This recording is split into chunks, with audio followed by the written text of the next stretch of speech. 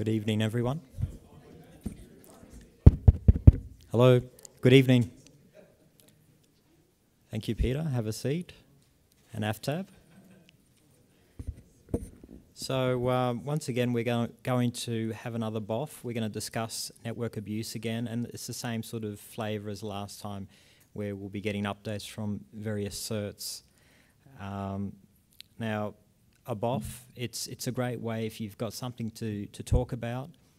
You don't need to have there's no formal requirement for submission of your presentation. It's open to all attendees, and there'll be an open mic at the end if there's anyone at all who'd like to present some additional material. You don't need any slides. You can just come to the mic and discuss a point if you've got anything interesting to share. And of course, questions and comments are welcome at any time. Now, so the discussion tonight will include, but it won't be limited to, things like we'll be talking about global collaboration efforts, the role of national and regional certs, what they do, how certs handle abuse complaints, and collaboration with law enforcement agencies. Now, we're fortunate tonight to have a list of people who are kind enough to put together some material and present to us tonight. So Craig Ning from APNIC, he'll be discussing global collaboration, but he told me he'd be late, so as soon as he arrives, we'll let him, we'll just slot him in as he arrives. We'll have Scott Brown from CERT Australia giving us an update on what they're doing. Myself, Frank Salinitri, I'll actually be presenting an update for ID CERT. That's the Indonesian CERT for Ahmed Al-Khamizi, who unfortunately wasn't able to travel here. We also have a new speaker to our conference, Azwami Fadhala. Correct me if I'm wrong with my pronunciation. He's from Cyber Security in Malaysia, and he'll be talking about malware eradication project framework, a Malaysian perspective.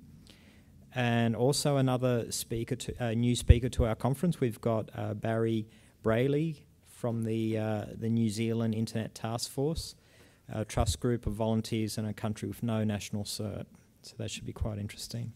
And then, of course, we've got Aftab Siddiqui from CyberNet, who will be giving us a status about certs in Pakistan. So with Craig not being here yet, could I please hand over to Scott Brown? Thank you.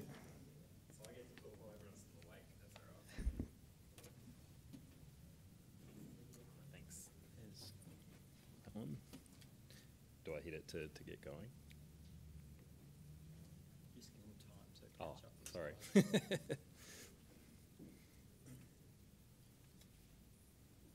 Yeah, cool.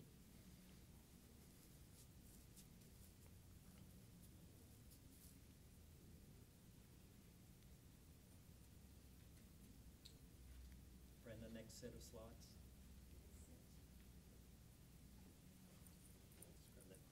Oh yeah, no worries, sorry mate.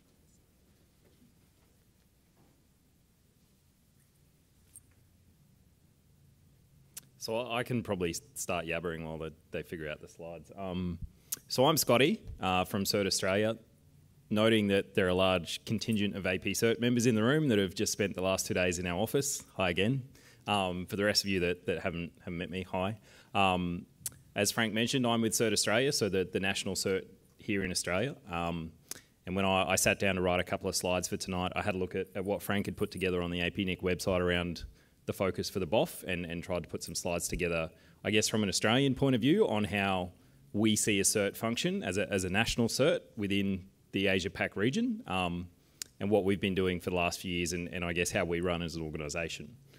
So CERT, I mean, what is a CERT? So for those that don't know, a CERT is in most cases, a computer emergency response team. By and large, nowadays, national certs, which is what we are either part of or very heavily involved with the government of the country that they represent. So Cert Australia is part of the Attorney General's Department, so we are part of the federal government over here. And our mission, I guess, is solely based around critical infrastructure or systems of national interest. So the critical infrastructure bracket has been pretty well defined in most countries. You know, you talk about water and power and things like that. There you go. Ta-da.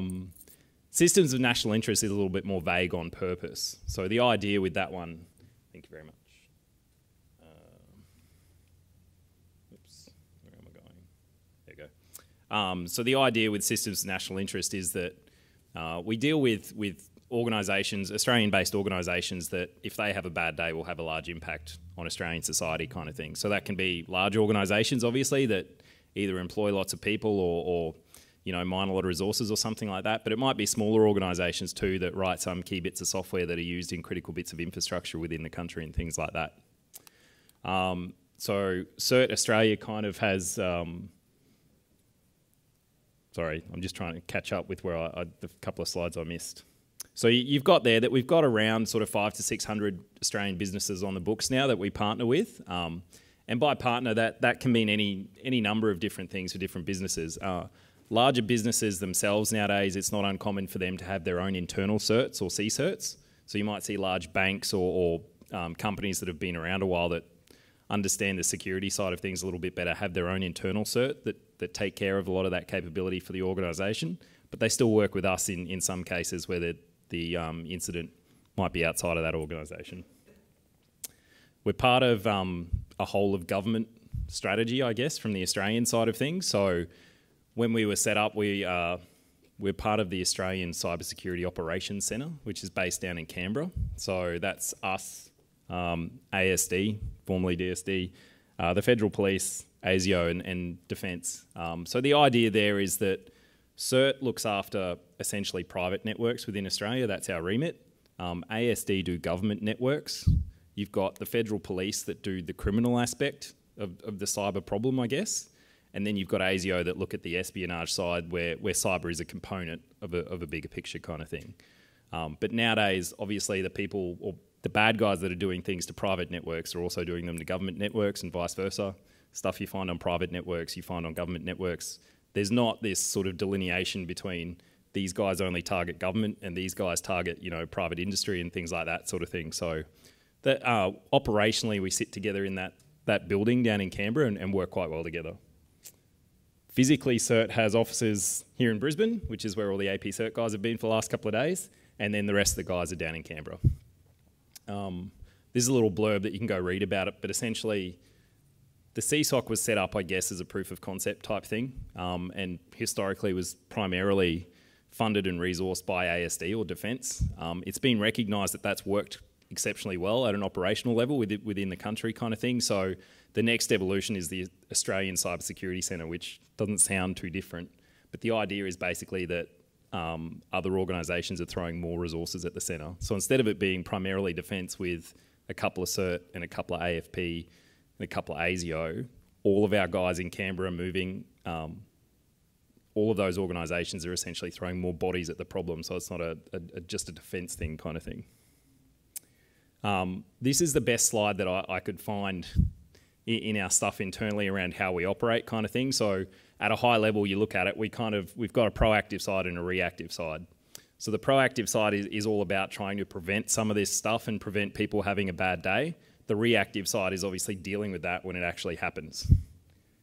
So on the proactive side, you've got the publications that we do. So they're usually things around incidents that we've either seen or experienced or worked through with partners. And we publish stuff so that people can learn from the incidents that other people have suffered. So hopefully, you know, they don't fall victim to them as well. I just interrupt because this is important and this is related to this only. There is a mail, you know, this is how the frauds are taking place. And this mail incidentally has come from Marilyn Kane asking for a help in Philippines to send the money. Oh, okay. Right? So please, Yep. And she is from our community. We all know her. Yep. I think something very, you know, serious about this kind of a thing. Absolutely. Let's see, I'm trying to Yeah, absolutely. So this is something that people can probably go have a look at if you're interested. It's the second time we've done it. Of those 500 or 600 companies that we have on the books as partner organisations, we do an annual survey with them. And I see that as having two main purposes. One is for us as an organisation to make sure that the companies that we're dealing with and the problems and the incidents that they've faced over the previous 12 months we're aware of. So we can kind of do a stock take point at the end of a calendar year and say, yep, everything that people said they saw in the last 12 months we're at least aware of. Because if there's a gap there, either we've missed something or someone hasn't told us about something or there's something we need to chase up. The other side to it, I guess, is that member organisations, but also the general populace, can go grab this survey from the website and have a read. And I guess it's the best snapshot that we can get of Australian businesses and what they're doing in this space for the previous 12 months. So it talks about, who experienced an incident, what that incident meant to them, who they reported it to, things like that sort of thing. So it's a nice glossy, we do have some nice glossy physical copies, but the PDF's on the public website, so anyone can go grab it and have a read, and it'll give you a bit of a high-level view of what Australia's seen in the previous 12 months. So we've published the 2013 report in 2014, so go have a read. Another key part of what we do on the proactive side, I guess, is these information exchanges. So to the point around collaboration, if we look at just the Australian space for a minute, what we do with all of those companies that we have on the books as partners is we try and get together physically in the one room. Previously, we did that at a national scale, which was great, but you obviously want to cap the numbers with people that attend those things so that people can actually have a discussion kind of thing. So in the last 18 months to 2 years, we've started doing regional exchanges in the capital cities around the country. The idea being then that we can have more companies come along and have a chat. So those exchanges are cross-sectoral. So you'll have, mining, banking, transport, all sorts of different security people from all sorts of walks of life in the one room for 8 hours, kind of hashing out what they've been dealing with and anything they want to talk about, kind of thing. It's just us. It's not people presenting and things like that. It's very much a discussion exercise that's just organised by us and facilitated by us. So this slide I threw in, this is another one of the proactive things that we do around helping companies do exercise type scenarios. So that can be anything from like a tabletop type exercise where it's a discussion thing to hands-on, pretending that there's malware on a machine and how they respond to that. The idea being that organisations can work through either new or existing response plans so that when bad things do happen for real, they're not trying to dust off a plan that's 5 years old or doesn't exist and figure it out as they go along. Historically, plenty of companies do DR or like disaster recovery type tests and things like that. They need to do the same sorts of things for, I guess, a cyber incident, for want of a better term. So we work with organisations to help develop those plans and test them periodically so that when they happen, it's not brand new to everyone kind of thing. And that leads into this slide, I guess. So in terms of what we've been doing since the last BoF 6 months ago at the start of the year in Malaysia, a lot of the work out of the Brisbane office for CERT has been based around preparing organisations for the G20, which is hosted here in November, the Leaders Summit. So obviously, everyone's well aware nowadays of when you have some sort of international event, whether it's an Olympics, like a sporting event, or a G20 or something like that, there are a lot of people that tend to come out of the woodwork and start throwing around DDoS, defacement, all those sorts of things that we see by and large day to day normally, but you get one of these international events and it kind of ramps up a bit. So it's been a lot of work with companies based here in Brisbane, as well as, the larger community here in Australia since we're hosting this event, to try and, I guess, raise the awareness around that stuff that people should be doing. Things like defacements and DDoSes are quite easy to prepare for and either have plans in place but most companies don't seem to or don't consider it and kind of till it's too late. And while technically, if your site's defaced, you might not, lose a credit card database or a customer database or some intellectual property. But if you're in the news in November on that weekend when kind of the whole world's watching sort of thing, it's probably going to do a bit of damage to your stock price or something like that. So trying to make people aware of that and at least have considered their incident plans and things like that prior to the event in November has taken up a lot of our time. And then I guess, so that's all sort of the proactive stuff. On the reactive side of things, it's all around incident response, which is probably the space that I sit more in. So that's when companies have a bad day because someone's got an email and clicked on something, or, you know, it might be something a bit more sophisticated than that, give us a call. And that can be anything from on or off-site forensics and looking at malware and pulling it apart, stuff like that, to maybe just trying to figure out whether what they're dealing with is part of a bigger trend, you know, within a particular industry sector or the Australian sector, or whether it's an international thing that's going on. So trying to decide that side of things is the more technical side of it, I guess, and the side that I find a bit more interesting. So there's a bunch of things on there that everyone can, I'm not going to go through any of those in detail, but I guess what I was trying to highlight is security events are big news nowadays. So, I mean, you had the Target stuff.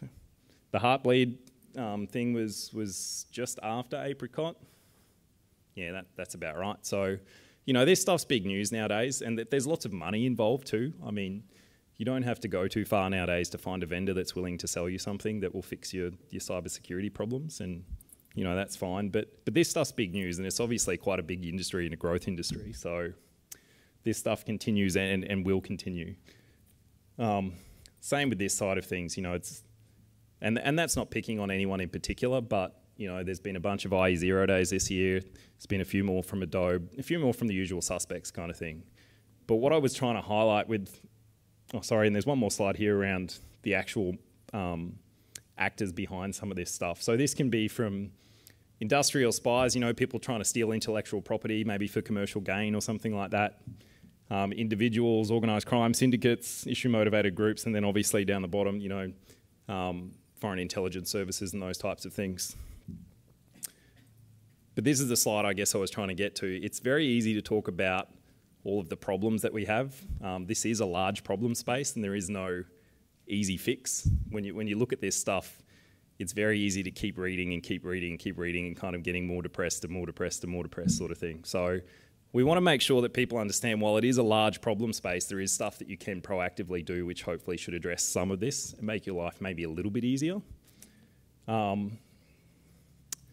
That's some high-level advice that you can read through, and these slides are available online, but I guess this is the role that we try and play as a national cert, is there's the reactive side, which is dealing with incidents when they happen on a network somewhere, but the proactive side is just an important around not just user education, but making sure people do make the right choices when they're implementing technologies or fixing their networks and things like that, so that these problems go away at the source.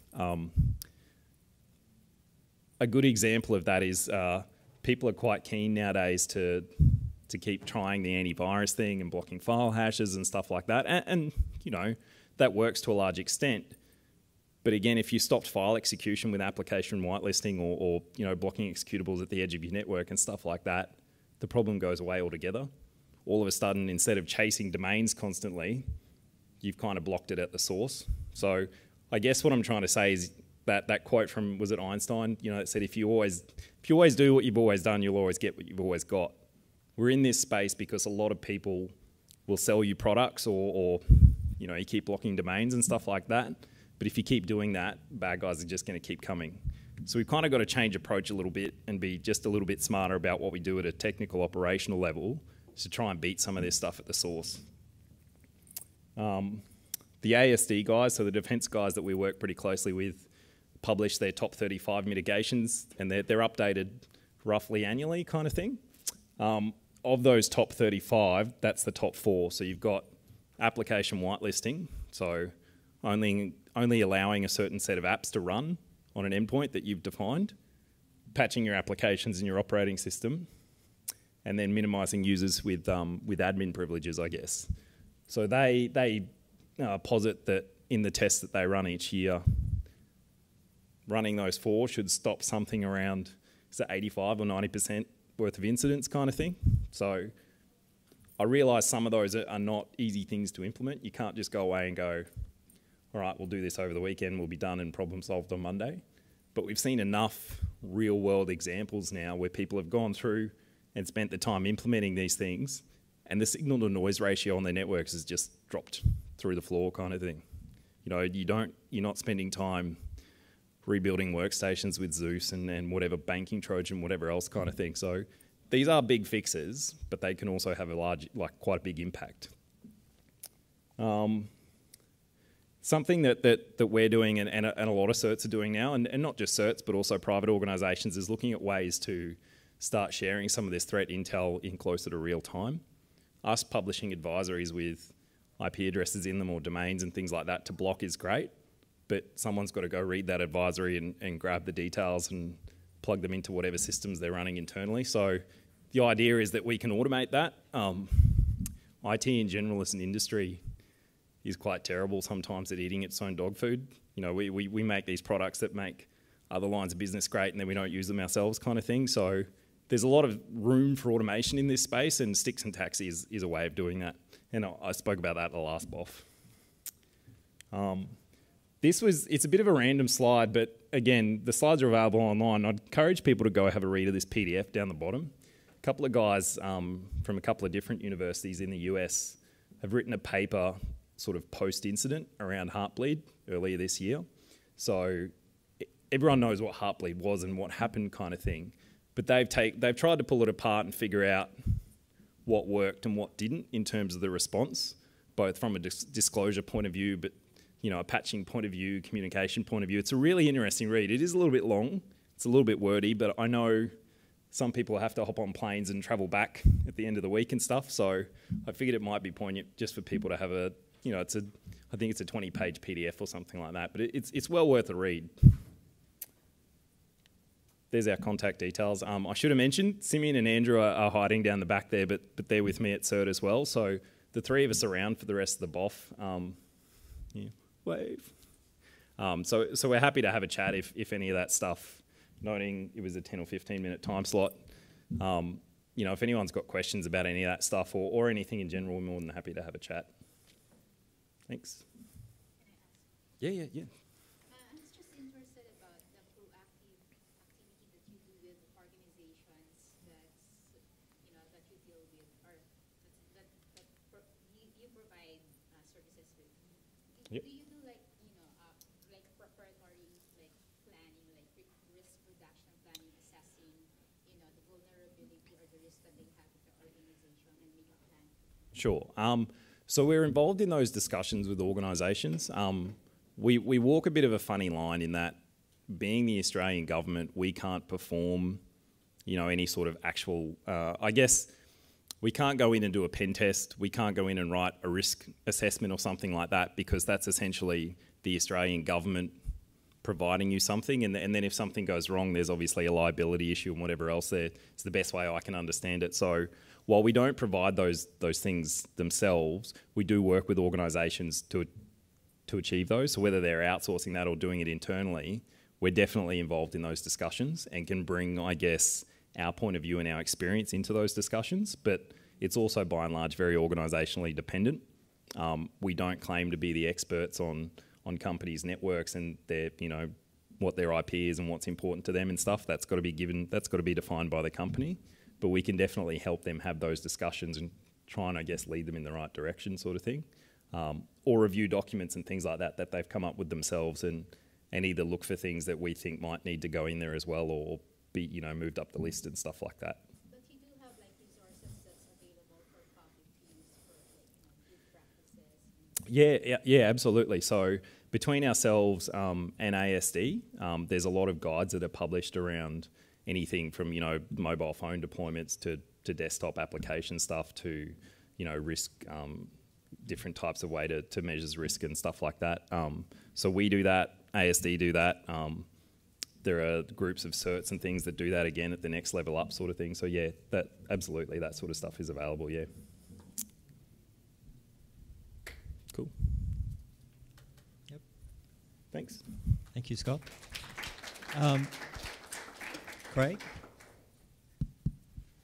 Craig, would you be ready to speak now? Thank you.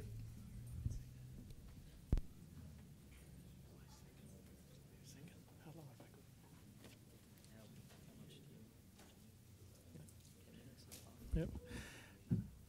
Good afternoon, good evening. This is very late. Do I need to speak louder to wake everyone up? My name is Craig Ng. I've got no presentation, so I am the General Counsel of APNIC, so I'm the lawyer for APNIC. As part of my role, I actually have the responsibility of engaging with law enforcement agencies around our region. Why does a lawyer do that? Primarily, it's because there's a lot of jurisdictional issue. There's a lot of issues around power and to what extent we are bound, we're required to comply with directions from law enforcement agencies around our region. So what I want to do today is actually just go through why we do it, what we do, what sort of things we do, and what's our program, and some issues around transparency and our accountability back to you, our community. So the reason we do it, why does APNIC engage with law enforcement agencies? I suppose the key point is that we share your ideal of having a secure and stable internet. So we want to make sure that law enforcement agencies are on the same page with us in terms of trying to do all the work that they need to do to ensure a stable and secure internet.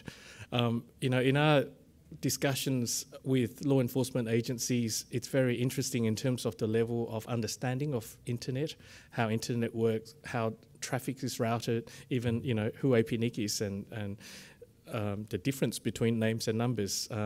We in this community, technical community, understand things very well. But famously, when I talk to the Australian Federal Police, he tells me that every single crime in Australia is a cybercrime, because for every murder or fraud or the street crime, it's actually the knowledge of internet and about Facebook and about tracing through the internet that enables them to catch the perpetrator. So it's no longer that, when we talk about cybercrime in the law enforcement mind, we're no longer just talking about computer crime. We are talking about, what's the language, regular crime, the traditional crime. So the other issue when we talk about more along the lines of cybercrime is that we in this country, in other countries, respect jurisdiction and territorial limit. A police in Japan can't go to Korea and enforce a warrant. A police in Australia can't do anything about something in China. So we have they have all these territorial limitations about what they can do in terms of investigating cybercrime. And there is no kind of mechanism, no workable mechanism for collaboration. So when I go to conferences that's held by Interpol or by the Korean National Police, for example, the big topic we always talk about is collaboration and how do we break down the jurisdictional limit. The National Crime Agency from England has a fantastic presentation that shows how they try to get information using this MLAT thing. Who's familiar with MLAT here? Mutual Legal Assistance Treaty. And it is actually just a joke that, and if you look at how the UK police, for example, wants a piece of information from America, it actually takes 9 months through all this Department of Justice, getting all these different warrants, and that takes about 3 or 4 months, and then it goes to the US, and it bounces around a few departments, and that takes about another 3 or 4 months, and then it comes back. So by the time it gets back, the information is gone, the perpetrator is gone. So we have been trying to work out a way of actually helping the law enforcement agencies to collaborate and create a network of law enforcement agencies within our region at least, so that we can put people in touch and use a lot of the information that is publicly available. So that's the key. At the moment, a lot of the information that is required for law enforcement purposes are public. Who is public. Facebook has so much information that is public, but unfortunately, a lot of the law enforcement agencies just don't know how to navigate their way through it. So part of the collaboration, part of the things we do is to help with them trying to mine public information. So that's why we do it. And that's the sort of collaboration activities that we get involved in. So we attend a number of the Interpol conferences around our region. Interpol, I don't know if you know, has set up an office in Singapore. I don't know do you know about that? The Singapore office is not intended to serve Asia Pacific. It's intended to serve the global community, but the Singapore office is focused on cybercrime. So Interpol has another office in, is it Geneva? Have I got it right?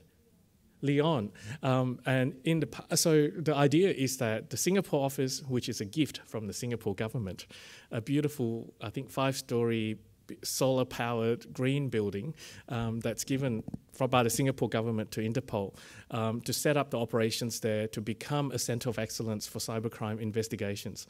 So what do? We use Interpol just as much as they use us. So APNIC has a lot of technical engineers who understands a lot of things about internet that we can share with law enforcement agencies, how internet is routed, who is who in the internet zoo, how do you look up our whois, how do you harvest the information that we have publicly in order to help your investigation. I mean, I have a very sad story to tell you that I as a lawyer for APNIC, I regularly get requests, I get summons, I get subpoena from US courts to ask for an IP address that has taken a month to get to me because they send it by post. And all I do is send an email back to say, well, this IP address belongs to part of this block, it's in our whois, look up this in the future. Don't send me a subpoena. But they've wasted 2 months, 1 or 2 months just sending that to me. So our idea is to actually make sure that law enforcement agents understand really that what information is publicly available and help them sort of navigate and get through them. So our efforts are really very focused on capacity building, so training, if you like, really just training from, and we have 2 syllabus. We train the investigators who are really just a young green policeman that's just started in the job that has been trained to kind of catch criminal when it's murder, but have no idea about how to trace, how to look at an email header, how to look up an IP address, how to distinguish between IPv4 and IPv6. And to tell them that this is a domain name, this is IP address, and what are the differences. So we have that sort of ground level training that we do. And what we are doing in the future and in the sort of next 12 to 18 months is focusing on the higher level of justice sector. So the other thing I hear when I talk to law enforcement agents that they put in all this effort to catch the criminal, and it goes to court, and the judges and the lawyers and the prosecutors don't understand the severity of the crime. So they put in a lot of effort in investigations and catching the perpetrator, but then the judge just says, "Oh well, it's internet crime, good behaviour bond, go away."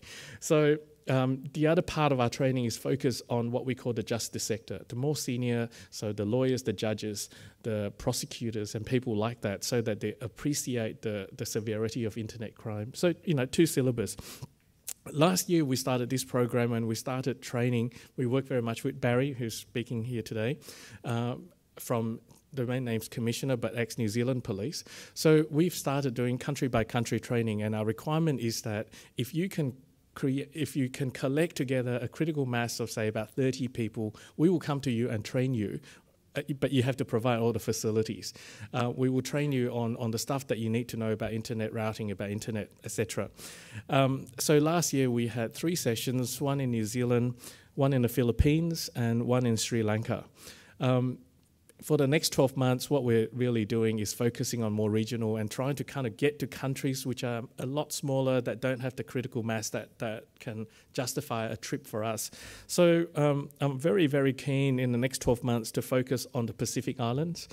So part of this is actually to make sure that within the Asia-Pacific region, we don't have black spots. We don't have spots where the law enforcement capability is so low that that's where all the criminals go to and start congregating. So the idea is to make sure that we have a fairly level playing field.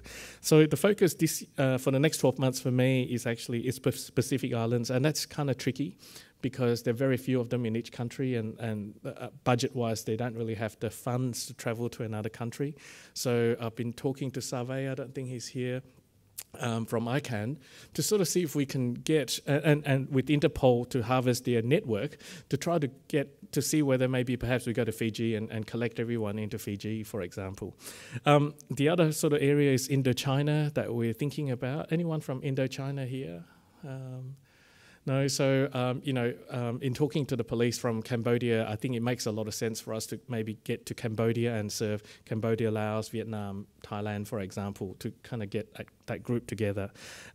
Thailand police has already come to me with a sort of proposal. So Thailand, for example, is a bigger country and they can justify getting a lot more people coming together. And South Asia is the other focus that we have. We tried to run a session at the APNIC at Hyderabad in India, but we got, I think, good attendances, but not from the sort of the investigator and the police that we want. So that's what we're focusing on for the next 12 months. So that's our program, and I want to talk a little bit now about transparency and Edward Snowden, bad thing. Everyone is paranoid about what information we give away and what our processes and procedures are, so we're very conscious about that. So at APNIC, we have full transparency about our handling of requests with law enforcement agencies. If you're interested in it, I'll give you the link later on. But essentially for law enforcement agencies in the region, as I said again, a lot of our information is public. So if a LEA comes to us and asks for publicly available information, we will point them to it and we'll help them to navigate our system to try to find it if it's publicly available already. For information that is not public, then we will only provide that information if it is required by law, or it is authorized by law, or we are required by a court or a tribunal in Australia to do that.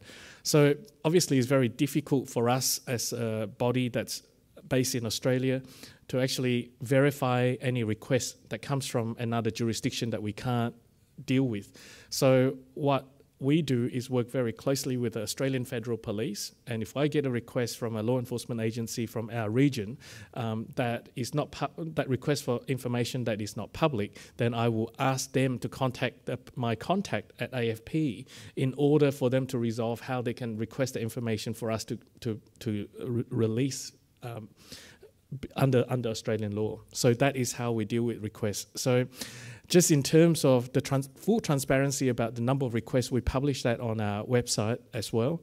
And over the sort of past 3 years that I've been with APNIC, we have never really had any requests for any more than sort of about 6 requests per year. And out of that 6 requests, there has never really been any request for information that is not already publicly available. So we make full disclosure about those so that there is no concern in the community about us sort of leaking information, if you like. So that's the extent of my presentation. Happy to answer any question if you've got any. Hello.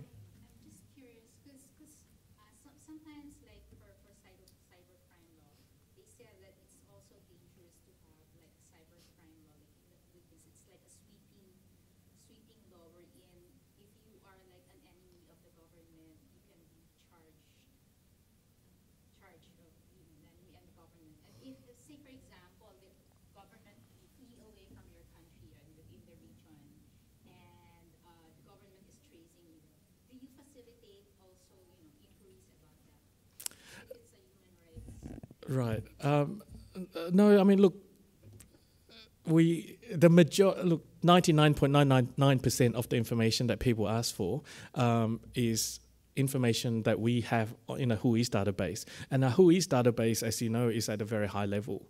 So all it really enables them to do is to trace it to the ISP. So in the Philippines, for example, they would be able to tell, looking at our database, as to which ISP or telecom company that has received the original allocation of address from us.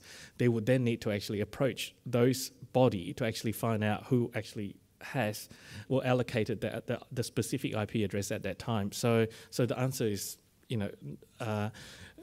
we don't get into content and we don't ask about why or how, whatever. So it's just very clearly public information. We would just tell you how to find it, where it is. Non-public, then again, that's where I think the AMLAT comes in. So if you have a human rights issue, and one good example is that in the AMLAT, for example, in Thailand, anyone from Thailand here? So in Thailand, it is an offence to say things that's derogatory about the king in Thailand, for example. A lot of countries around the world don't have a similar concept because, you know, in Australia, our pastime is to say bad things about the government and the king and the queen, you know, but it's not allowed in Thailand. So, for example, someone in Thailand, the Thailand police, if they're trying to investigate someone who's made derogatory comment about the king, and tries to get the information, and the information is, say, on Facebook, for example, they probably won't be able to get it because it's not a crime in the country, in the home country of, say, Facebook, say, in the US. Does that help you? So that is actually one of the shortcomings of AMLAT because it requires whatever crime that's being investigated in one country to also be a crime in another country. Scott?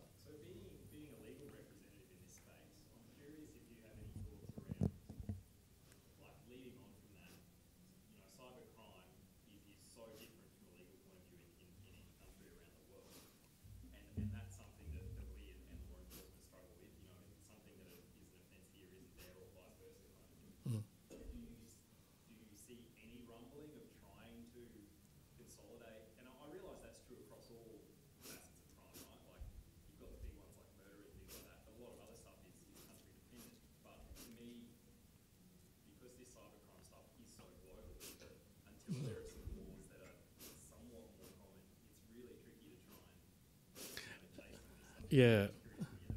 Look, you know, the perception, the practical perception I get from speaking to LEAs in our region, at least, is that yes, it's a huge problem, but the crime that we're trying to investigate is actually so vast that, you know, they try to pick the easiest one to get. So unfortunately, those kind of more specific crimes, that's a crime in one country that's not in another, tend to get dropped, and that's a practical reality. Hi, Mas. Thanks for the great effort. And also, I think it's better to input some other training course for the cyber investigation. For example, Hong Kong police, they have a training course for the policemen. They have a 2 weeks training course for about the internet and how to investigate cyber crime. So you can input how to send a query to police, or what can you get from the APNIC or local NIRs. Absolutely. Look, we're looking at a number of channels. So one channel that's available to us is in Indonesia, because Indonesia has a regional training college that is funded by countries around here. And that is one classic sort of regional training that we can do. You know, for example, it's very interesting. I mean, at the last Interpol conference, the police from Iran asked me whether we can provide training to them. And I kind of had to look and say, oh, I'm not sure. Because and the easiest answer I said is, but you're in the RIPE NCC region, you should go to Europe. But what we are trying to do, and this is going to be in collaboration with Interpol. So Interpol for us, as I mentioned, you know, it's a quid pro quo. I use you and you use me. So they use us for our technical knowledge. We use them for the credibility, and we use them for their network. So one of the things that I'm talking to Interpol about is to have an online, because a lot of our syllabus can be done online. We've got a full suite of training materials online. So what I would like to do is to have a specific training for law enforcement that is placed online as part of our training platform, and to work with Interpol for accreditation to access that data, that information. So we would put the information on our training YouTube, whatever it is, but the system will be locked down, and Interpol will have the job of basically verifying a police and saying, okay, this is the login, you can go in and have a look. So that is the way of reaching some of the harder people that we find, you know, that we can't reach. Azumi? Okay.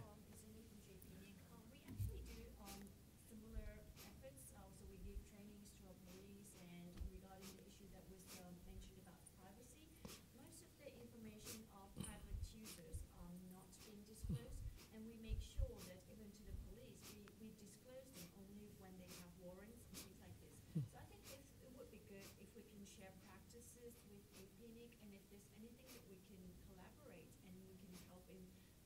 engaging with our local communities, we're happy to do that for just a short comment. Thank you. Absolutely. I'll come back to you on that one. Just so that if you're interested in looking at our transparency page, it's just apnic.net/transparency. That will lead you to a law enforcement page, and it tells you how we deal with requests and all the information about requests that we have handled in the last 12 months. Thank you very much. Thank you, Craig. What I might ask people to do, there have been some great questions tonight. What I might ask people to do is write down those questions. If you still have questions, while they're fresh in your mind, write them down, and if we still have time at the end of the session, we'll have a bit of a roundtable chat. Okay. So moving along, what I'll do is present the ID cert update from Ahmed Al-Khamizi. Unfortunately, he wasn't able to travel to Brisbane, but he's asked me to present his slides for him. Now, I'll be reading these slides, so what I'm going to try to do is use this mic and move away from the podium so I can look over my shoulder. So how's that? So this is their half-yearly incident report up from the beginning of this year. ID CERT, it's the Indonesia Computer Emergency Response Team. They were established in 1998. They're one of the AP CERT founders, and also they're mostly reactive. They're not active in responding and handling cases. Okay, so I think Scott was saying that they're both active and reactive, whereas they're just reactive. So incident handling. So by August 31st, they had received a total of 95,025 incidents complaints during the year.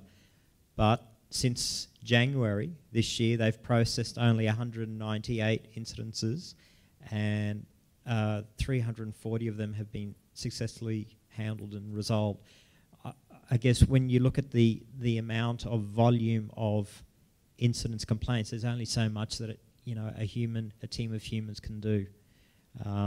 So that would account for this low number. Now, over the last, nearly 4 years, we can see the incidences that have been reported. We see some fairly high numbers in 2011, and this year, I think that decimal point shouldn't be there actually. I think that's actually 10,722, etc., down to up until August, 17,829 incidences reported. And this is the table of the responded incidences, and we see this year, so April 145, there's a couple of peaks here this year, June and July. And this is a table of the incidences that have been resolved. So looks like June they had a good month, 83 that they managed to resolve. So what's this slide about? So they've currently have 39 respondents sending their data to ID CERT. So he's got the name of, there's some respondents here. Looks like they're mostly all, of course, Indonesian companies. And he's inviting, I guess, people to add abuse at cert.org.id to their, I guess, abuse contacts, so that other companies start to send reports to them as well. And this was an interesting one for me. This was the distribution of the incidences. So we see throughout the year, spam is fairly high. On average, I'd say around 6,000 complaints or incidences per month, followed by the next one I'd say is intellectual property rights, and then possibly network incident. And through the, what's this? Last year, they actually issued 3 security warnings in Bahasa, Indonesia, and he's listed on there. So one was a malware CMS resulting in spam. DDoS collaborated with malware threat, and the third one was a DDoS threat and anticipation. And they're the contact details for ID Cert. Anyone have any questions? No? Okay, let's go over to this mic now.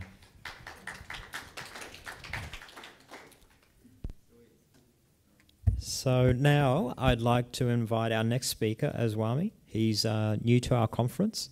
Have you been to any of our conferences in the past at all, or? But this is the first time you've spoken at one of our conferences? This is the first time. Okay, welcome. Come on up.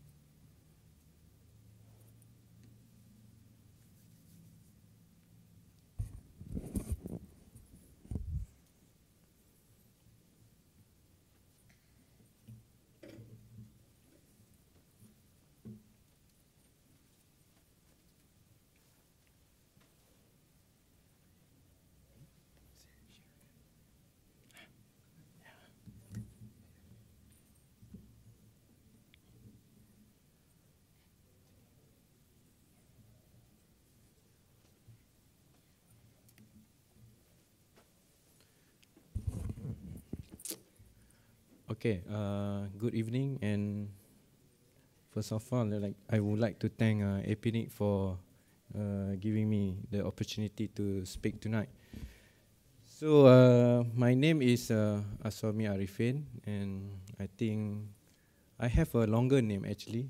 So, Azwami Arifin can be quite long too. So, I'm known as AA back in Malaysia. So today I'll be sharing on our project, latest project, coordinated malware eradication, in short CME, project framework, so-called Malaysia perspective. And today I would like to, this evening, to tell you a story rather than to repeat, because I think you really will get bored. Because just now we had our SC meeting at episode level. So I would like to change my script a bit so that you won't get bored. Okay. I'm more of a forensic guy rather than a cert. I have my colleagues back there, Mr. Adli, former of head of my cert, and the current one is Mr. Magat. So this project is very much of my cert project.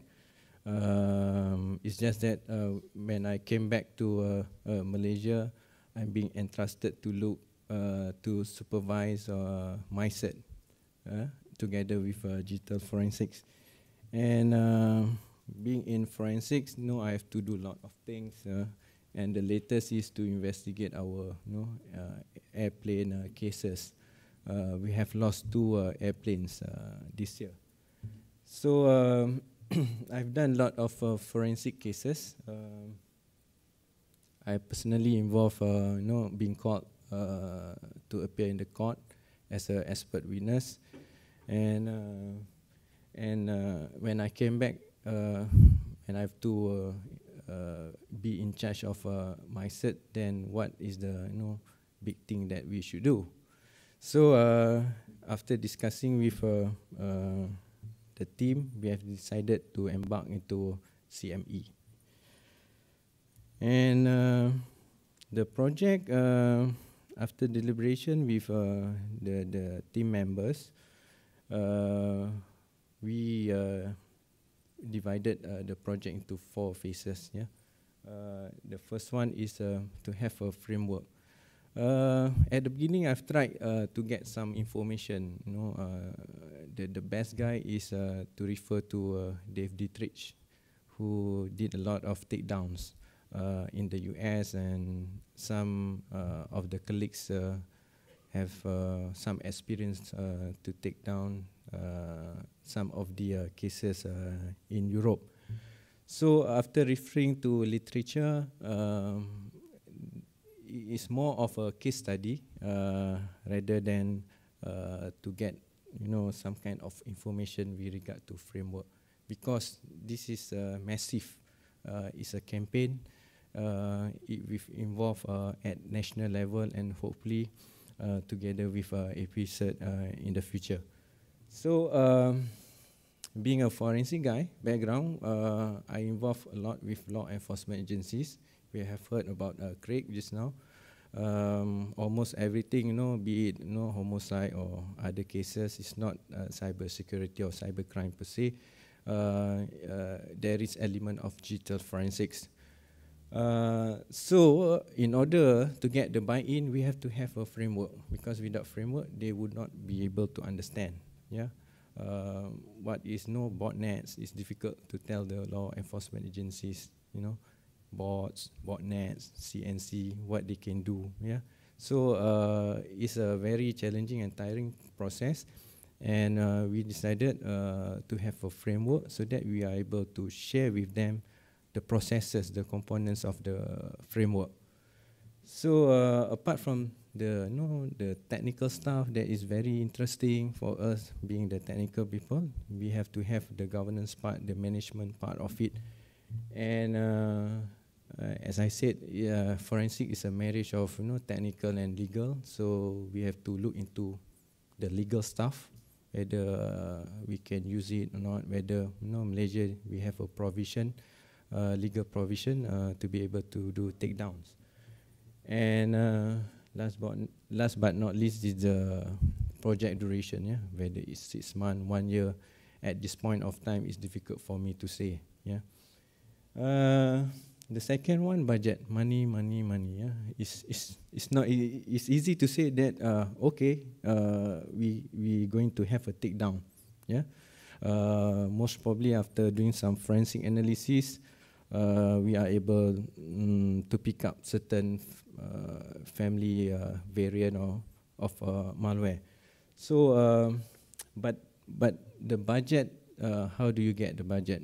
To be able to tell your employer or shareholders or the stakeholders that this is important stuff, the takedowns. Yeah, because they have not heard, or most probably they have read somewhere about the takedowns, but at the same time, some quarters, I've been to some conferences. There are law enforcement agencies saying that why it's not good, it's not practical.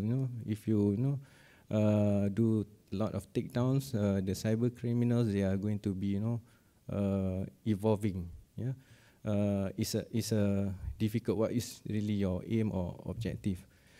So we tend to rather bring it in a different perspective, more on capacity and capability building rather than takedown per se. Yeah, and hopefully because only by last week we have devised the framework and already been shared at the SC of AP Cert level, and hopefully when we go back we are able to present it to our stakeholders. So framework done, and the next one is to request for budget, and by looking at it from the framework itself, I think it's gonna be in $1 million. Yeah, it's not a cheap thing to do. And once we have a very good framework, which is not available, literature review I've done, scouting through a lot of databases. Dave Dietrich only shares on the case study, not the framework itself, how they approach it. Most probably because of confidentiality. Yeah. So we have our own framework here, budget, and once we have both the framework and the budget, we are able to kickstart the campaign. Yeah. To go all around, to meet all stakeholders, to basically engage with them, tell them what's the plan, what is the objective, what are we going to achieve. And once they understand it, then most probably the collaboration will take place, and hopefully we can do the malware eradication, coordinated malware eradication project. Yeah. And the last part is, can be quite scary when you have to review it, whether this project is going to be successful, total eradication. I have to say it's not going to be total eradication. That's why I need to present it as a capacity and capability building rather than take down per se. Yeah. And I think about 4 phases altogether. Yeah. Unless in the future we have some kind of inputs, most probably it's going to be 5 or 6, not more than that. So this is more or less the framework. Yeah, it's a very straightforward framework. It has about 6 components altogether. The first one is the best part, I think, for technical people to do forensics analysis. Yeah, we can get from our reporting system the informations, the feeds and whatnot, and we have our some kind of honeynet deployment. We can get some information, and we have a collaboration with Microsoft with respect to this project. We have been there in Redmond. We have the opportunity to visit their DCU, the lab, and we are able to see, they can enlarge it, show this is Malaysia map, infections with IP. So we want some kind of information from Microsoft. We are not totally depending to Microsoft. Hopefully they are going to give a very good information for this project. At the same time, we engage with vendors who has experience in takedowns. For example, like FireEye. It's not officially, but it's just through some kind of relationship, we are able to talk to them. And also other companies, antivirus companies. Yeah. And from there onwards, we are able to understand the threat levels, and also through APCert, most probably we are able to get some kind of information from other sets. Yeah.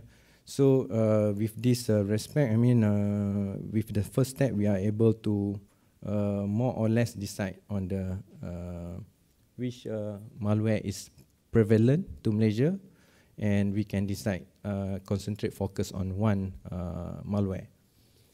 And once we decided, we know, we understand already the threat vector, threat coverage, we understand how it works, the malware configuration itself, and we can plan the preventive measure, whether it's a physical takedown, sinkholing and whatnot. So that is the third step, and most probably Microsoft would be able to give some patches and bug fixes, or we have to jump to the fifth step. That means we have to develop our detection and removal tool. The target audience, once we have done, I would say it's quite complex technical forensics analysis, technical analysis. To engage with the stakeholder is another challenge. Yeah, the governance part, the legal part, to work with the regulatory bodies, law enforcement agencies to get the buy-in. Yeah, and I've mentioned about legal budget just now. And once okay, hopefully, if everything is good, we can do it this year or next year. The campaign will start. Yeah, to kick off the campaign. So the fifth step is once we have the tools, it's a combination of both manual and also automation, is to give technical write-up, advisories, and most probably signatures. And the sixth component or the sixth step is, as I said earlier, is not going to be 100% because there's a lot of discussion, the good and bads of takedown. And we have to observe, we have to monitor again whether it's going to be reinfection. We have to get a lot of feedbacks just to know whether this project or this campaign is successful. If not, it's going to be all over again. This is ever learning process. We have to go to step 1, and it goes round and round, and we see how it goes later on. That's why we have to review, put a stop, and provide report. I think that's about it that I want to share with the participant today. So if you have any question, I open up for Q&A. No question, hungry.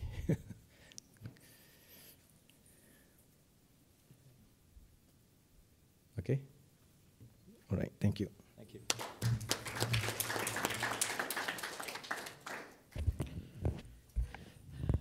Thank you, Azwami.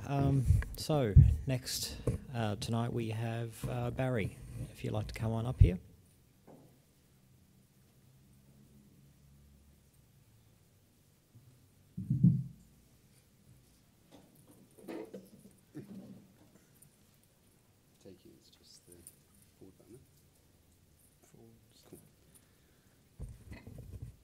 Good evening. So conscious that there's probably only one speaker between me and you guys getting some beer, I suppose.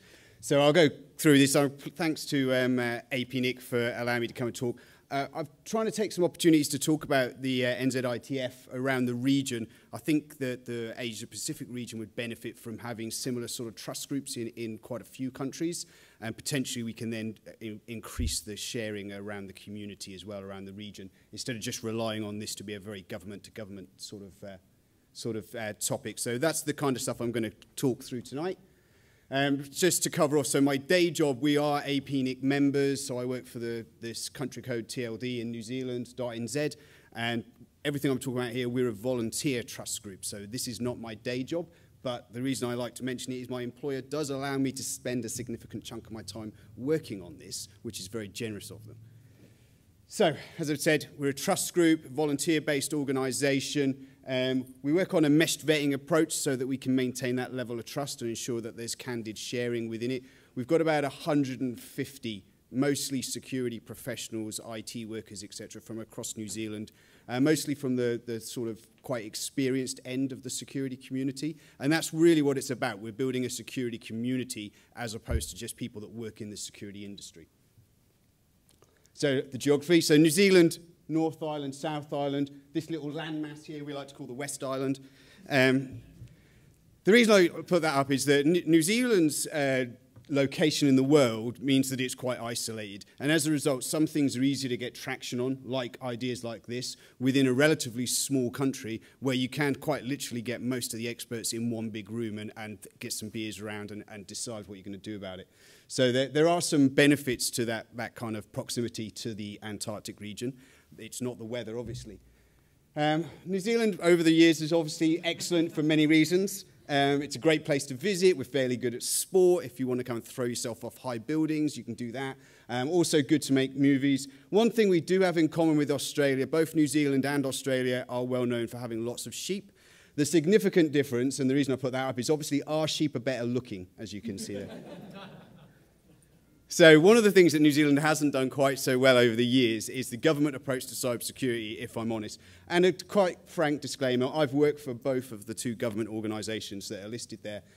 So back in 2002, they established something called the CCIP, which was very much focused around cyber threats to critical infrastructure, quite niche, quite targeted at that audience.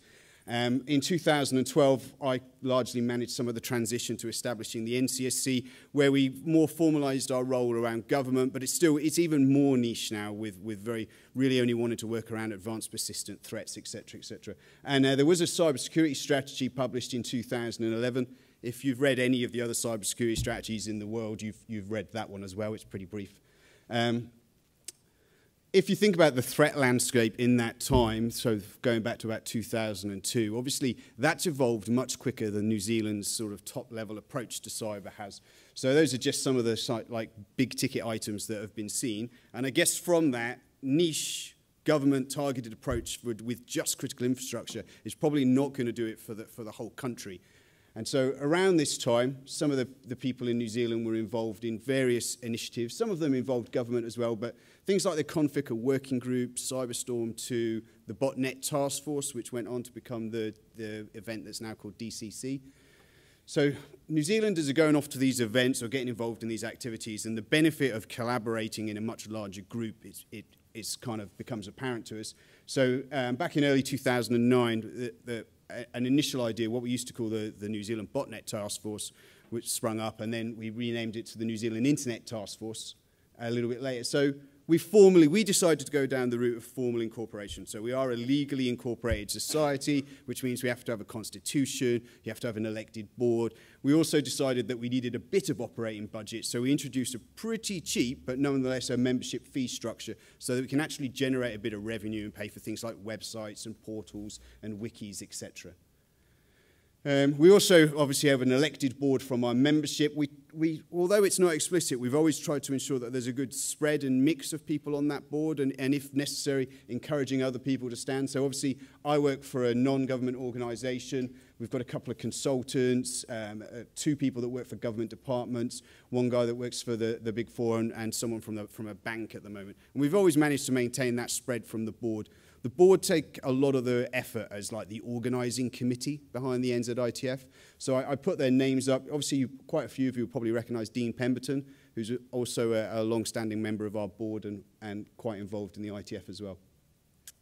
So in order to get these things, we started off, we were going to be quite strategic in our approach. So we were largely focused on making sure we could get cost-effective training for security professionals, that we could share information, maintain trust. Ideas came up, so we'd form working groups around them. And we managed to get some infrastructure around a mail list that's closed and secure just for our members, and a portal and wiki. And then more recently, we've had to actually become a little bit more operational. So we now have a fortnightly members call, which is extremely short, 30 minutes. The idea is just the hot topics that have been emerging over the last 2 weeks are the things that we'll cover on the call. So a lot of what we did in the early days was really just that. If we knew of anyone that was a kind of significant researcher or force in cybersecurity or information security, and they were passing anywhere near New Zealand, what we try and do is hijack them and bring them into New Zealand and lay on training, normally quite cost-effective training. So we'll try and lay on maybe a 1-day or a 2-day hands-on technical course for about 450 New Zealand, which is roughly 400 Australian. And for a day's technical training, as you can imagine, that's pretty successful. So we hijack all of these people. Most of these are sourced from overseas. We're lucky enough to have some good Team Cymru people based in Australia and New Zealand. So those guys are local. We've run that 2 or 3 times over the last couple of years. And then the working groups, the initiatives. So CREST is a security testing thing. I'm happy to bore people about it. It's up and running in Australia. It's a security testing standard for the industry. we've worked with some cyber exercising framework, and that's what led us into this slightly more operational approach that we've got now, really. We also have been able to sign non-disclosure agreements with a few entities. We get a lot of the big malware feeds for the whole country. So everything that geolocates to .nz, we get shared through us. And we use that with the academics, etc., that we've got as members. Some of the operational teams that are members agree to how they'll handle it, and then they then follow up on that. So we kind of broker those through. That's probably something that we'll try and build into a better platform, probably using something Flash like Sticks eventually. At the moment, we do it with a mailing list. It works a treat. So, and then more recently, we've done the coordinated disclosure guidelines, which I'll touch on as one of the things that came up. So, a researcher found a potential flaw on our Ministry of Justice website a couple of years ago. And rather stupidly, the researcher decided to tell an opposition MP. And that opposition MP gave the Minister of Justice and the Ministry 24 hours notice, and then they went to the media. The Justice Minister responds that the Ministry and I do not deal with hackers and we do not deal with burglars. And this kind of related to the situation that most security researchers in New Zealand were facing with these sorts of things. If you reported a vulnerability to an organisation that their website was insecure, or that you could compromise their customer database, there's a 50-50 chance that that organisation is going to report you to the police. And obviously that means that most researchers just don't bother to report. So all of these vulnerabilities sit there. The websites are inherently insecure, and no one's prepared to actually go and tell anyone about it because you get reported to the cops. So we figured that we had to do better. We saw the Dutch NCSC published some really good coordinated disclosure guidelines, so we plagiarized them blatantly. Obviously, there's the international standard that's been being worked on. So we drafted these last year. We did public consultation around it. We went to the OWASP conference and consulted on it there, and at the Hacker Conference in New Zealand. The final version's just gone through our specialist wordsmiths to make it read properly, so that will be up on our website shortly. And the idea is that we'll start to get industry in New Zealand to actually adopt those, so they don't have to have their own vulnerability disclosure guidelines. They just say, we adhere to these. And that way a researcher can have confidence that when he reports something to them, their default action is not going to be to phone the police on him. So we've also, our New Zealand Registry Services went with its own example and pays the odd bounty, and all those details are on their site if you're interested. I also touched on some of the operational changes, and we'll talk a little bit more about Heartbleed in the session tomorrow. But around Heartbleed, there was a certain lack of government definitive advice, certainly not in a timely manner. So at that time, we made a conscious decision amongst the board of the entity at ITF that we had to step up and really do something. So we used the membership that we've got and our media contacts to actually drive the national response to Heartbleed from an incorporated society that's supposed to be volunteers. Again, my boss is quite good because I was able to just turn around and go, actually, I need to go and do this for a couple of days. And she quite surprisingly let me. Off the back of that, we've moved up to...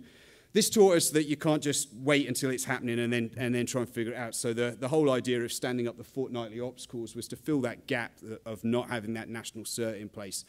And instead of it just being a surprise, we've got that constant sort of discussion around emerging threats and trends.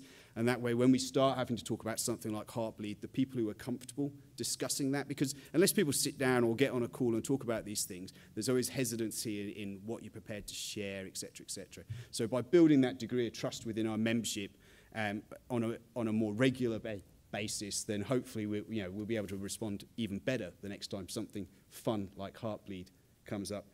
When we come to the end of our coordinated disclosure guidelines, we also were looking at, well, you need a government arbitrator or someone that people can report to that's not the police and maybe not a spook agency. So who's that going to be? Because they need to kind of understand what they're being told and how they're going to broker it. And of course, that's now become apparent that, well, that's going to be us as well, I suppose. And we then need to put some SOPs around that, and we'll have to have a team of volunteer handlers to do the reviews, etc. So that's an ongoing piece that we're going to finish off next month, hopefully, and get that out. So the guidelines will go up. In the first instance, there'll only be 2 people that will be able to respond to those reports, while we get the SOPs and agreements agreed for the other dozen or so volunteers.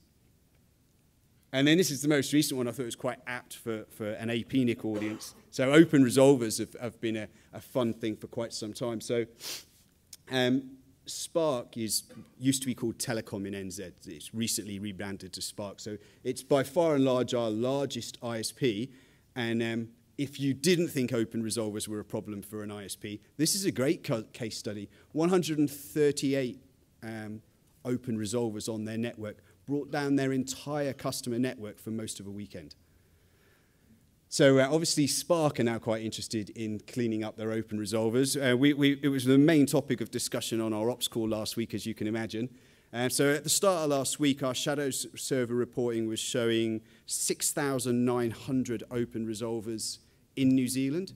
And I haven't told anyone from ITF what the number is today because I don't want anyone to take their foot off the gas. But I just checked this morning and we're down to 2,200. So all that procrastination last year around the, oh, we can't be bothered, it's too much, suddenly we've knocked 4,500 off the open resolver list for the country in just over 7 days. So, yeah, not wanting to be the next people on those headlines suddenly meant that a lot of ISPs were prepared to spend the help desk time phoning their customers and cleaning that stuff up. So that's quite a useful thing. We're probably going to do something similar with Heartbleed. I'll touch on again tomorrow, but the last few Heartbleed sites that are lingering around, had that whole everyone patched, but then after 2 days, the 3% of people that hadn't bothered just haven't bothered since then. And so 6 months down the track, they're still vulnerable. So we're just working on identifying that and breaking that list out as well. So that's it. Like I say, it's a volunteer society. There's lots that I could talk about, just tried to skirt through it. Yeah, we're very much trying to fill the current gap around the lack of national cert. There is some work ongoing in that space. If a national cert stands up and covers all of the constituencies and communities that it probably needs to, then we'll be quite happy to step back from that role and be a little bit more strategic. But in the meantime, especially if other countries have similar trust groups up and running, we'd be happy to exchange sort of agreements with them and make sure that we can swap that information around as well. Cool. I think questions afterwards on time or? Yeah, we'll save questions for the end. Thank you very much, Barry. Round of applause, please. Aftab, come on up. So there's no socials or anything tonight, so you're not missing out on any fun. We'll be able to go, say, another 15 minutes in this room without any problems. So, Aftab, please.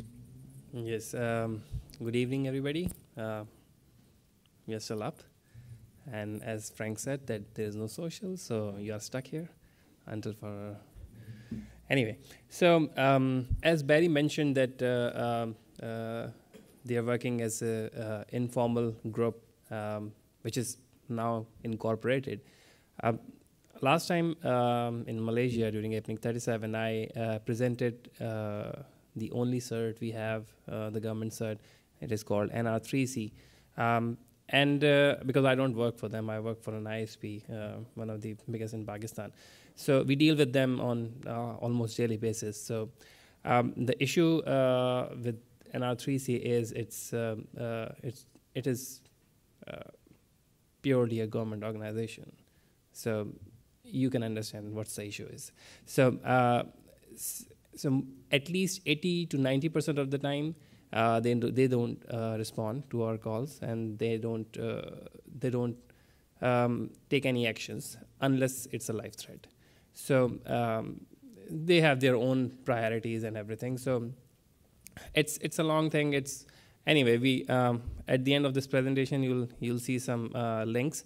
So in case if you are interested to report anything to NR3C, you can do that.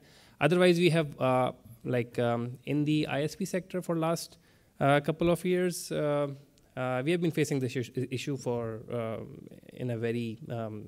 We were facing this problem that the only cert which is present in Pakistan is not working or not helping us. So we formed an informal group of all the major ISPs, all the major telecom operators. It is called Telecom Grid, and it's heavily moderated. It's a closed group. And we share information. We share all these things like attacks, and it's working quite well for us. And what we have achieved in last 2-3 years is much more than what NR3C has achieved in in a couple of decades, because it's been there since early maybe 2000 something. Anyway, so During those discussion with within our informal group, we found out so many issues with the WHOIS database of the APNIC. So I decided to present certain points which may or may not help other community members. Since we are all working, as Mary suggested, as voluntary basis, so we're trying to develop something as concrete as New Zealand has developed, but it's going to take some time because of the big bureaucracy in our region, in our country specifically. So anyway, so I'll just present something.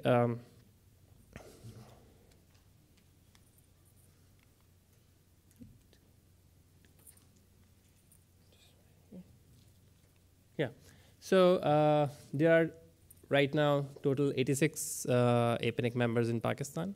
Most of them, as you can see, are very small. So these are very small enterprises and mushroom ISPs here and there in small cities. Only one large, very large, and then the large. So we exist over there on top.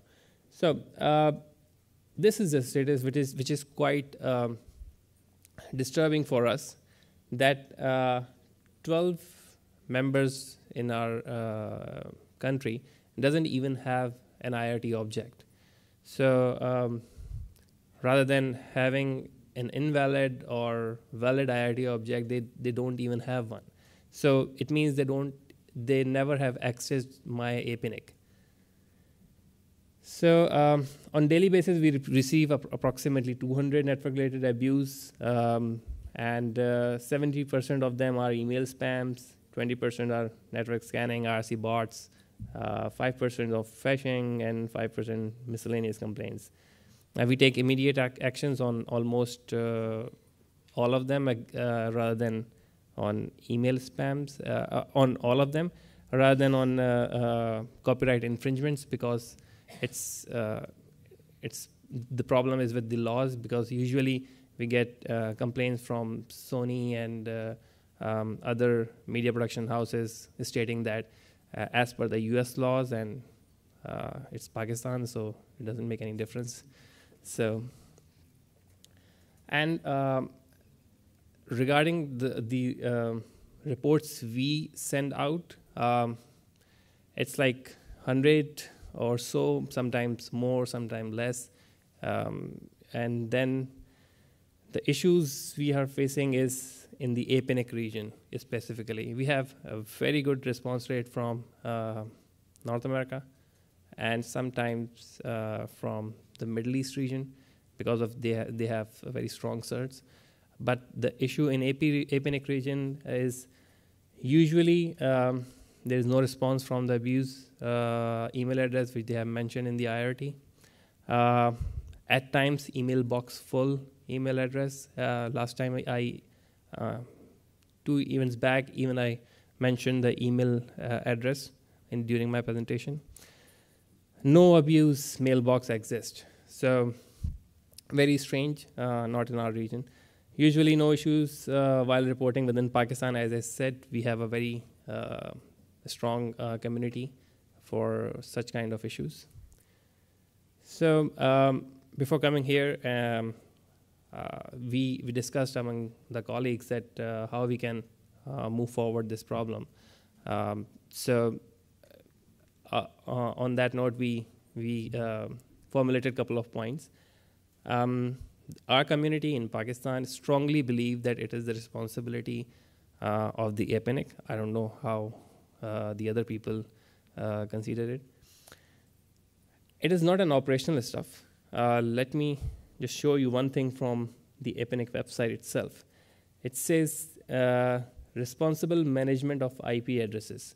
It is the responsibility of APNIC to make sure that IP addresses and everything has been used responsibly. These are required for the stable and reliable operation for the global internet. That's simple about us. Why there is inaccurate data?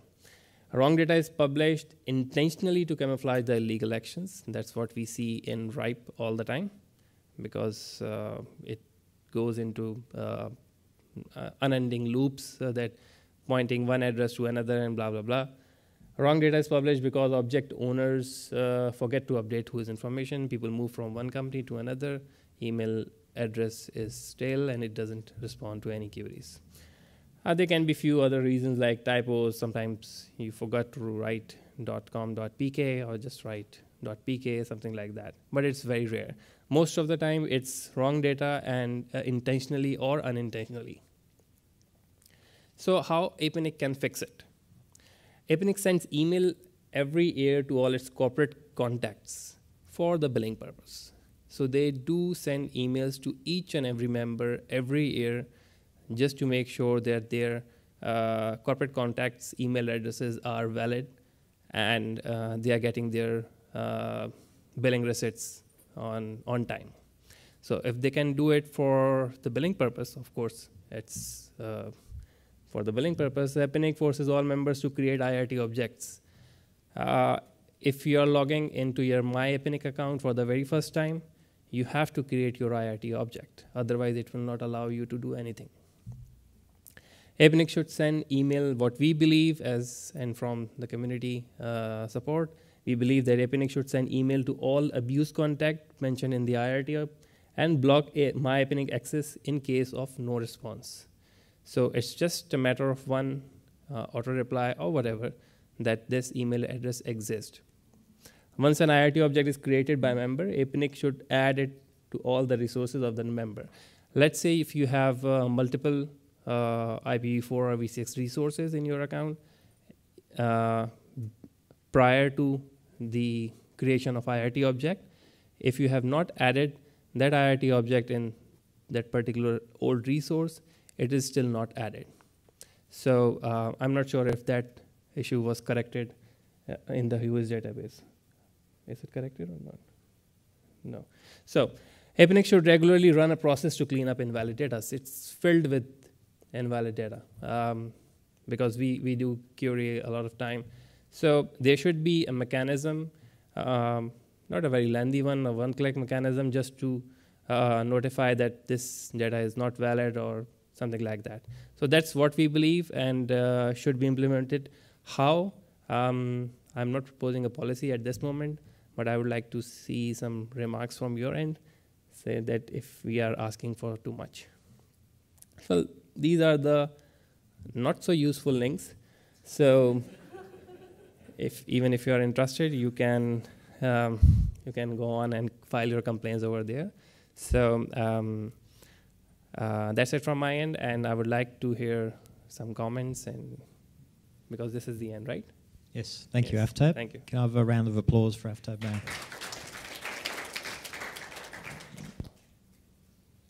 Okay, so we still have time for questions. Is that right, Sunny? Yep. So Sunny's given us the go-ahead. So, did anyone write down any questions? No? Does anyone have any questions now? Yes, right down at the back. I've got Adley. Actually, I'll give you the mic.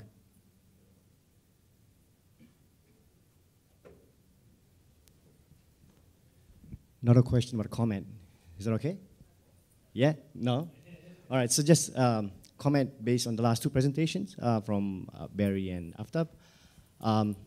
So my name is Adli, I'm a security specialist at APNIC. So one of the things that I've been looking at is the IRT object in Whois database and to see how we can actually improve it. I think what the things that you have mentioned is correct. And it's not just inaccuracy of information, it is also sometimes we find that even if people get the reports or the contacts get the abuse report or complaints, they don't know what to do with it. So the things that we are trying to address are twofold. One is to get the correct information in the database, and currently there is a mechanism to do that, and a lot of people are actually doing it by telling us that, you know what, this particular email address doesn't work, so that our internal staff members can actually try to rectify that. We've also had people telling us that address in that Whois database does not exist. Can you just double check whether or not this is legit or not? So that particular feedback is useful, and there is a way to do that as well, and we outline it on our website. Secondly, what we've been trying to do in the last few months is also to add security response in our training. So previously, a lot of our training are focusing on the technical aspect of how to configure network, how to make routing more effective, and so on. So now, at least in the last couple of training, we have inserted the security response element in it, so that people know exactly when you get a request to take care of a CNC, you know what that CNC means and how it is affecting the rest of the population if you don't do anything. And also, moving forward, we'd like to get these discussions ongoing, and that's why we started to get the certs to come to our event, so that they can also share a lot of the threats, a lot of the badness that are happening on the internet with the rest of the service providers community, so that you can answer questions like, if there's a DDoS incident, what is the best practice in terms of the time expected to do something about things? So sometimes people are not really clear on, this is a huge problem, but I'm not really sure what is the expectation of others, or what are the best practices. So that's one thing. And the last point is, it's very good today that we have a lot of presentation from national CSIRTs, and we also got a presentation from both of you, the last two, because there are many places in this region that has no national certs, and basically nobody to reach out to as the last resort. So when we have a security incident, this element of the last resort is very critical. If you email a lot of people and nobody does anything, who else do we contact next to get things done eventually? So that's why I think it's very, very important to also focus a lot of work on the service provider, because we certainly rely on them a lot to take care of some of the abuses that happens on a day-to-day basis in this region, if not globally. All right, so that's basically it from me. Thank you. Actually, can I just add to what Adley's been saying as well, that the member services group at APNIC have been running various campaigns to update and maintain IRT objects, and I believe tomorrow in the services session that they'll be providing an update on the work that they've been doing in that area. Okay. So do we have any other questions? Yes, one from my Zoomie over here.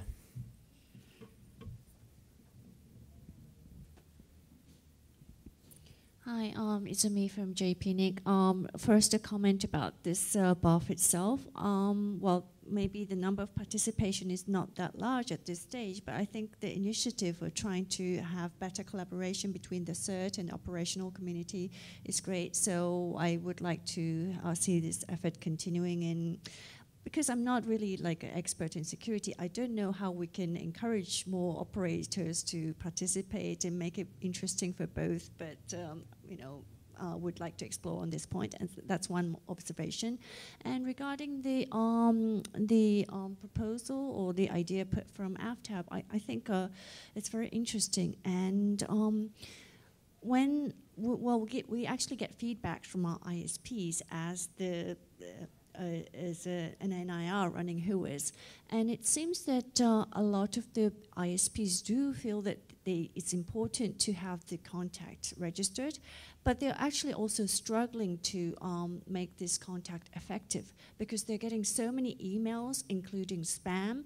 So they think that making information simply just publicly available does not really match with the